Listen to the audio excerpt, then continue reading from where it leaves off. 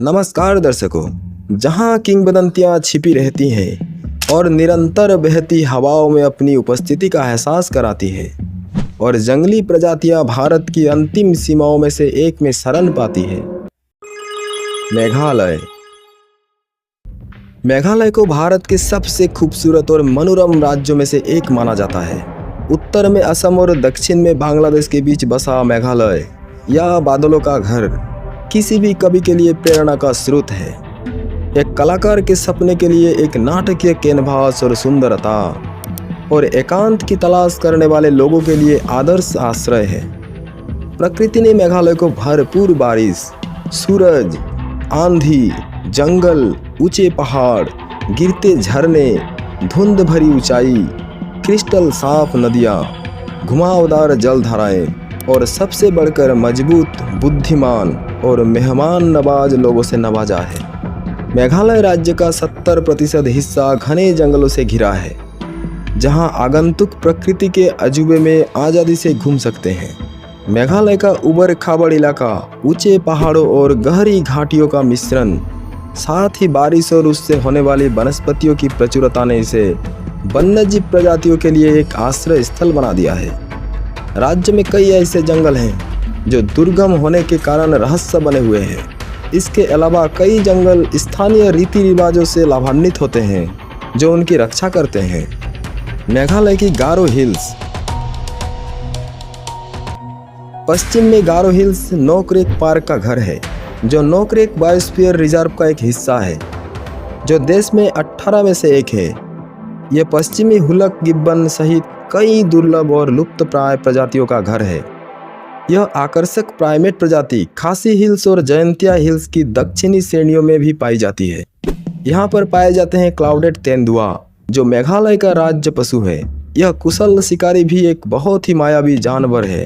एक बिल्ली जो मुख्य रूप से वृक्षीय है और एक सुंदर छलावरण कोट से संपन्न है, जो इसे लगभग अदृश्य बना देता है। बालपक्रम। बालपक्रम सदाबहार हवाओं की भूमि बाहरी दुनिया के लिए भले ही बहुत प्रसिद्ध न हो, लेकिन यह गारो लोक कथाओं का एक महत्वपूर्ण हिस्सा है। इसके अज्ञात जंगल, विशाल चट्टानें और शक्तिशाली नदियों ने कई अलौकिक प्रकार की कहानियों को जन्म दिया है। बालपक्रम राष्ट्रीय उद्यान जानवरों और पौधों के जीवन का खजाना भी है, जिसमें लुप्तप्राय जंगली जल भैंस भी शामिल है।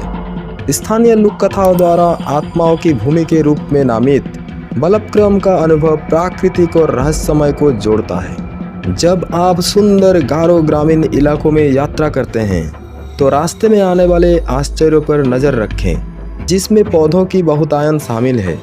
शक्तिशाली सिमसंग नदी परिदृश्य को परिभाषित करती है। पहाड़ के शीर्ष पर आपको राष्ट्रीय उद्यान की मुख्य घाटी और चट्टान की ओर से नीचे गिरने वाले कई झरनों के विस्तृत दृश्य दिखाई देंगे। अपने तुलनात्मक रूप से छोटे आकार के बावजूद बालपक्रम को सबसे दुर्लभ पौधे और पशु प्रजातियों का अंतिम पड़ाव माना जाता है, जो कहीं और नहीं पाए जाते हैं। सर्दियों के दौरान आप हाथियों जैसे जानवरों को देखने का आनंद ले सकते हैं और यह ग्राउंड आर्किड के खिलने का समय भी है। मेघालय में पाए जाने वाले अन्य बड़े स्तनधारियों में आप तेंदुआ, सियार, भालू, विभिन्न हिरन प्रजातियां, विशाल गिलहरी और बहुत कुछ शामिल हैं। सरीसृपों में वाइपर, कोबरा, अजगर समेत कई अन्य दुर्लभ और सामान्य सांपों की कई प्रजातियां शामिल हैं। पक्षियों के लिए स्वर्ग।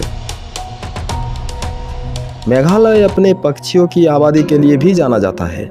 विशाल सिमसंग नदी के करीब स्थित सिजू पक्षी अभयारण्य कई अन्य प्रजातियों के अलावा मोर, तीतर और ग्रे हॉर्नबिल का घर है। रीभुई जिले में स्थित नोंगखिल्लम अभयारण्य में बड़ी संख्या में लगभग 400 से अधिक पक्षी प्रजातियां दर्ज है।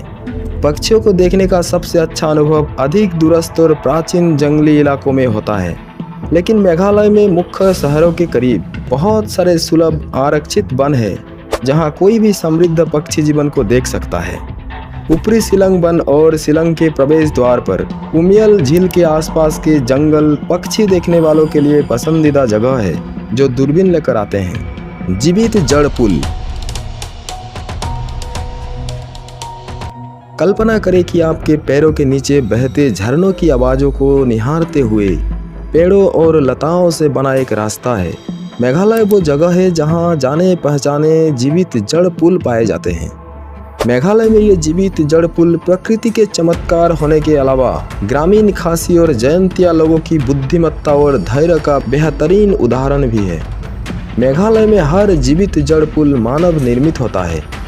जब फिक्स इलास्टिका पेड़ की जड़ों को नदी या नाले को पार करने के लिए प्रशिक्षित किया जाता है और अत्यंत जीवित जड़ पुल बनते हैं जो लंबे समय तक चलते हैं। मेघालय राज्य में जीवित जड़ पुल हैं जो लोगों द्वारा इस्तेमाल की जाने वाली साधारण संरचनाओं से परे हैं, क्योंकि वे मनुष्य के निर्माण और सर्वशक्तिमान ईश्वर के कार्य के बीच एकता की भावना का प्रतिनिधित्व करते हैं।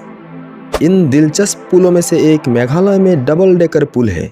यह दिलचस्प वास्तुकला नोंगरियाट गांव में स्थित है और इसमें इंटरलॉकिंग जड़ों की 2 मंजिलें शामिल हैं और यह बहुत सुंदर है और साथ ही साथ भयानक भी है। गुफाएं। मेघालय में अनुमानित 500 प्राकृतिक चुनापाथर एवं बलुआ पत्थर की गुफाएं हैं जो राज्य भर में फैली हुई है।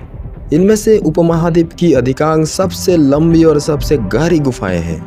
बहुत से देशों जैसे United kingdom, Germany, Austria, Ireland एवं संयुक्त राज्य से ढेरों गुफा प्रेमी यहाँ दशकों से आते रहते हैं और इन गुफाओं में अन्वेषण करते रहते हैं। वनस्पति।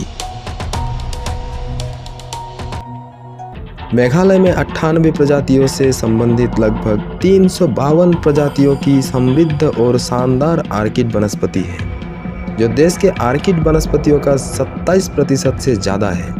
कई शताब्दियों से आर्किड अपने आकर्षक फूलों और औषधीय गुणों के लिए जाने जाते हैं। अधिकांश आर्किड एपीफाइट्स हैं। राज्य में दर्ज कुल 3331 पौधों की प्रजातियों में से लगभग 834 का उपयोग स्वास्थ्य सेवा में किया जाता है। औषधीय पौधों की सबसे अधिक संख्या वाला परिवार रूबियासी है। इसके बाद एस्टेरेसी और फेबेसी है। यह प्रजातियां मुख्य रूप से पवित्र उपवनों, सामुदायिक वनों और आरक्षित वनों तक सीमित है और कुछ घास के मैदानों, सड़कों के किनारे और खेती आदि तक सीमित है। मेघालय के हरे भरे परिदृश्य में देसी फूलों की विविधता है जो राज्य के अनूठी जलवायु और मिट्टी की गतिशीलता में पनपते हैं। इनमें से सबसे खास फूलों में फल्स, क्रिसमस कैक्टस, चेस ट्री और चाइनीज सिम्बिडियम शामिल हैं। इसके अलावा ड्रैगन का खून, नारंगी लिली, बेबी प्रिमरोज, मेपाप, अफ्रीकी बोनसाई, ब्लड फ्लावर, जलकुंभी, भारतीय कंबल, केप चमेली, साइबेरियन लिली आदि पाए जाते हैं। ये फूल अपने सौंदर्यपूर्ण आकर्षण से आकर्षित करते हैं, सांस्कृतिक महत्व रखते हैं और क्षेत्र के पारिस्थितिक संतुलन में योगदान करते हैं। उल्लेखनीय है कि जहां पूरी दुनिया में बसंत ऋतु में चेरी के फूल खिलते हैं, वहीं मेघालय की राजधानी शिलांग में पतझड़ के मौसम में चेरी के फूलों के सुंदर रंग दिखाई देते हैं जो पूर्वी खासी पहाड़ियों को फूलों के अजूबे में बदल देते हैं। जंगल के मोनोलिथ।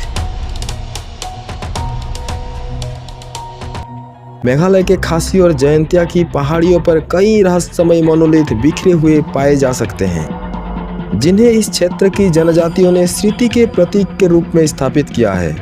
हालांकि सबसे बड़ा संग्रह शिलांग से लगभग 2 घंटे पूर्व में जयंतिया पहाड़ियों में नार्तियांग गांव के पास स्थित है। यह शहर जयंतिया के शासकों की ग्रीष्मकालीन राजधानी थी और यह एक कम प्रसिद्ध पर्यटक स्थल है जो भीड़ से बचने के लिए एकदम सही है। कई मोनोलिथ में से कुछ की ऊंचाई 10 मीटर तक पहुंच सकती है। जनजातीय लोगों की वन प्रबंधन प्रथाएं। मेघालय के जनजातीय समुदाय अपने आवासों के आसपास, जल स्रोतों के पास, खड़ी ढलानों और अन्य पारिस्थितिक रूप से संवेदनशील भूमि पर वनों का पोषण करते हैं। उनके वन संरक्षण अभ्यास पवित्र उपवनों, गांव के प्रतिबंधित वनों, गांव के आपूर्ति वनों, कबीले के वनों और अन्य पारंपरिक रूप से प्रबंधित वनों में देखे जा सकते हैं, जो मेघालय के कुल वन क्षेत्र का लगभग 90% हिस्सा बनाते हैं। इन वनों को जनजातीय लोगों द्वारा संस्थागत व्यवस्थाओं के माध्यम से संरक्षित और प्रबंधित किया जाता है। जो पूरे समुदाय को लाभ पहुंचाने के लिए विकसित किए गए हैं। मेघालय एक ऐसा अवकाश स्थल है जो उन सभी के लिए आदर्श है जो प्रकृति के करीब रहना चाहते हैं। मेघालय का अर्थ है बादलों का निवास, और यह अपने गर्जन वाले ऊंचे झरनों और घने वर्षा वनों के लिए जाना जाता है। जैसे ही आप मेघालय पहुंचेंगे, आपको एहसास होगा कि मेघालय के समग्र वातावरण को शब्दों में बयां नहीं किया जा सकता है। मेघालय में घूमने के लिए कई बेहतरीन जगह हैं और कई झरने बेहद खूबसूरत हैं। जीवन भर के अनुभव के लिए मेघालय की यात्रा की योजना जरूर बनानी चाहिए।